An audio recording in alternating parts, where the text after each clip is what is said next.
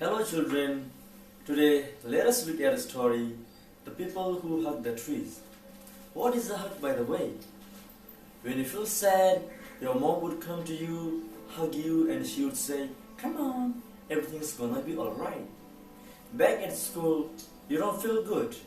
Your friends and your teachers would come near you, hug you, and they would tell you, everything will be alright. But have you ever hugged a tree, a plant, or a flower? Maybe you did. Anyways, today let us look at the story The People Who Hug the Trees by Deborah Lee Rose. Let's go. Long ago in India, when warrior prince ruled the world, there was a girl who loved trees. Her name was Amrita. Amrita lived in a poor village on the edge of a desert. There was a forest near the village. Every day she ran to the forest and hugged her favorite tree and said, "Tree, you are so tall and your leaves are so green. How could we live without you?" Amrita knew that the trees shaded them from the hot desert sun and guarded them from the howling desert sandstorms. Wherever there were trees, there was precious water to drink. She always kissed her favorite tree and whispered, "Tree, if you are ever in trouble, I will protect you." The tree replied back, moving its leaves. One day, before the heavy rain, a giant sandstorm rose from the desert. The sky turned very dark, with thunder and lightnings everywhere.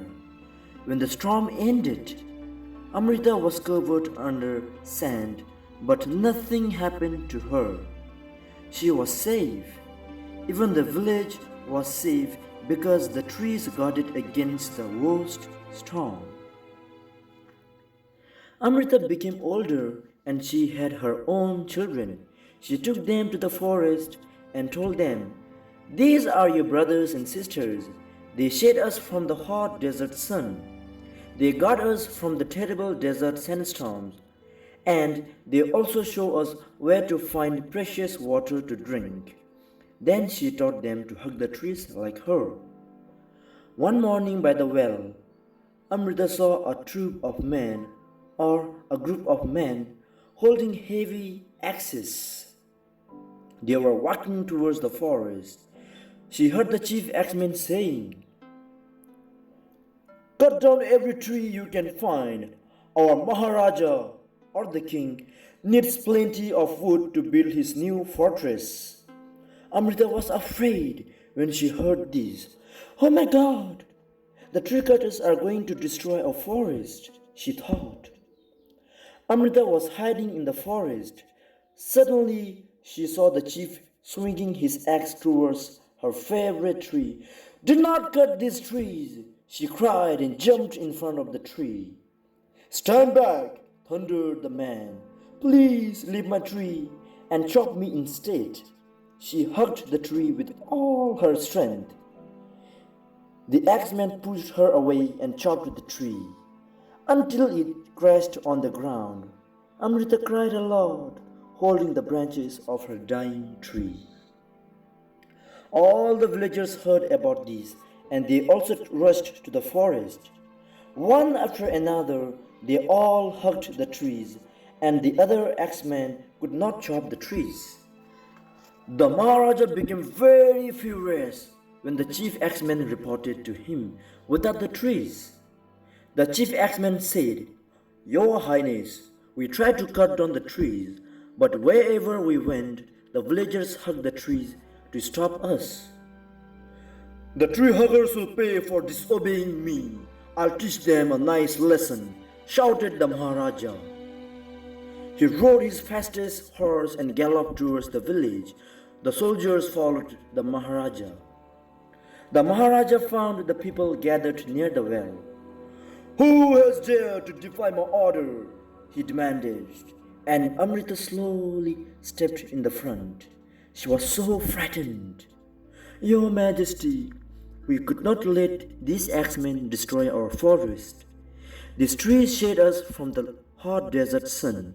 They protect us from the wild sandstorm, and they show us where to find precious water to drink. Without these trees, we cannot live, said Amrita. And without these trees, I cannot build a strong fortress, said the Maharaja. Cut down the trees, cut all of them down, commanded the Maharaja. All the villagers raced to the forest to protect the trees. The soldiers also came closer and closer with their sharp swords. And just in time, when the soldiers reached near the forest, a giant sandstorm rose from the desert. It was such a vast storm that no one had ever experienced. The soldiers rushed behind the trees, villagers hid themselves in the forest, and Amrita too rushed behind her special tree.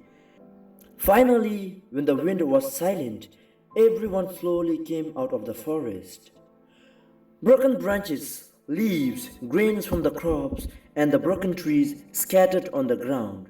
Sand were piled high around the village. Only the trees could save the well and the village from this strong sandstorm.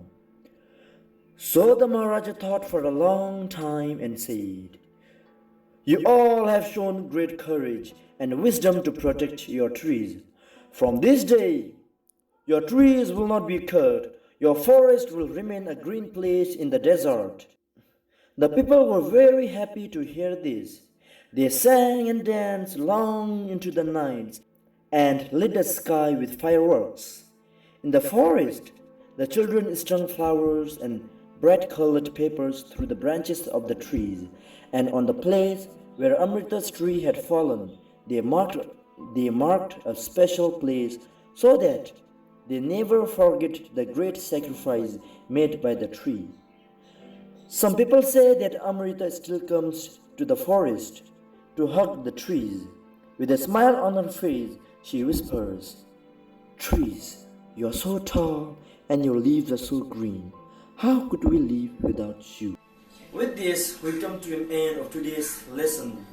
I hope you all enjoyed reading the story, going through the story, and watching the video lesson.